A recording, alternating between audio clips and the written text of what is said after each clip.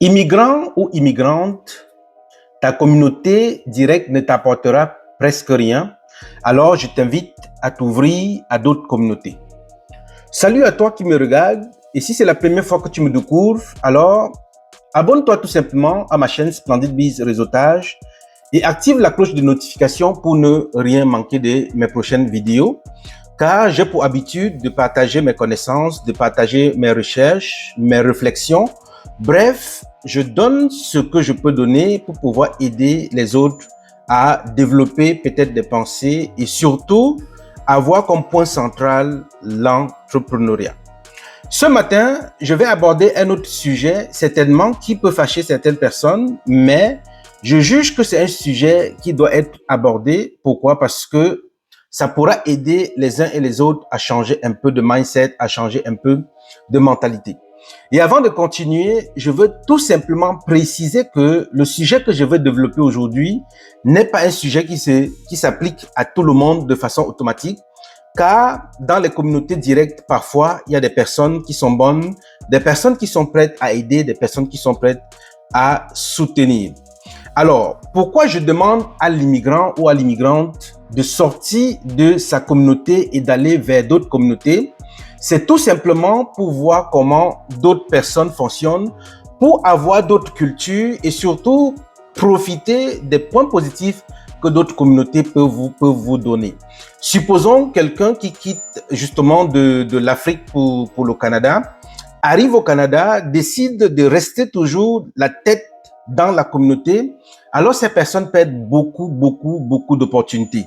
Et en plus, ces personnes continuent à perpétrer les mêmes comportements qu'ils avaient peut-être dans leur pays africain. Pourtant, en s'ouvrant à d'autres communautés, alors vous pouvez prendre des choses vraiment merveilleuses des autres communautés pour pouvoir vous compléter.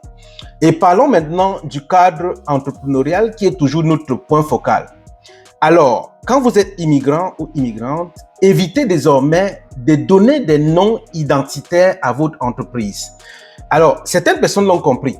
J'ai vu plusieurs membres de la communauté africaine en général, alors créer par exemple des restaurants et ne plus donner des noms assez identitaires. Donner des noms globaux. C'est très bien de faire ainsi. Pourquoi? Parce que ça vous donne l'opportunité de faire un virage stratégique plus tard si les choses ne fonctionnent pas. Parce qu'on s'est rendu compte et avec expérience que parfois, quand vous bâtissez un produit ou un service qui est destiné seulement aux membres de votre communauté, alors vous vous rendez compte que parfois vous ne pouvez pas vite évoluer parce que la tendance, la façon d'agir n'est pas toujours une façon très positive. Prenons le cas de quelqu'un vers qui vous vous dirigez pour vendre votre service et que cette personne, au lieu de s'occuper de la valeur que le produit ou le service doit lui donner, mais cette personne vous pose la question combien est-ce que vous allez gagner justement après avoir vendu le produit ou le service. Donc ça veut dire que c'est un problème de mentalité qu'il faut effectivement changer. Et pour changer cette mentalité-là, il faut nécessairement s'ouvrir à d'autres communautés.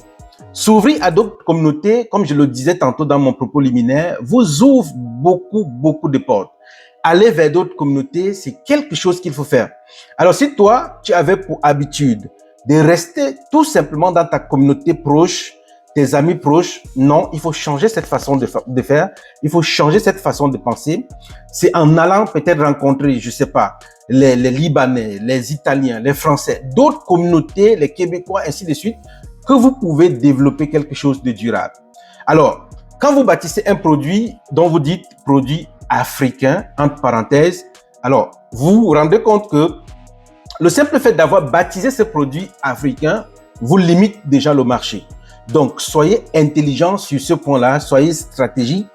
Je ne veux pas par là dire que la communauté ne soutient pas, non. Mais je dis par contre que la communauté ne te portera pas très loin. Et nous voyons comment les choses fonctionnent. Il faut dire des choses telles qu'elles se présentent. Il faut appeler chat, chat, chien, chien. Alors, si vous lancez votre entreprise avec juste objectif de vendre à votre communauté directe, alors sachez que ça risque d'être compliqué pour vous. Du coup, développez cette stratégie, comme je le disais tantôt. Mettez le nom d'une société ou d'une entreprise qui est ouverte à d'autres communautés et vous verrez effectivement que grâce à votre communauté, grâce à votre ouverture d'esprit, grâce au fait que vous allez chercher la clientèle ailleurs, vous verrez que votre entreprise va pleinement se développer. Alors pour conclure, je dis une fois de plus, immigrants ou immigrantes au Canada ou certainement dans d'autres pays étrangers, il faut être ouvert à d'autres communautés.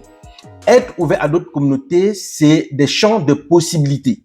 Alors, à partir de maintenant et à la fin de cette vidéo, je t'invite déjà à regarder autour de toi, de voir des personnes qui ne font pas partie de ta communauté directe et d'essayer déjà d'entrer en communication avec eux, de leur parler de ton produit, de ton service, de tes projets et vous verrez que les choses vont se débloquer pour vous très rapidement. Arrêtez de vous plaindre parce que les membres de la communauté ne veulent pas acheter vos produits. Ouvrez-vous aux autres et le bonheur frappera à votre porte. À bientôt pour les prochaines vidéos. Ciao!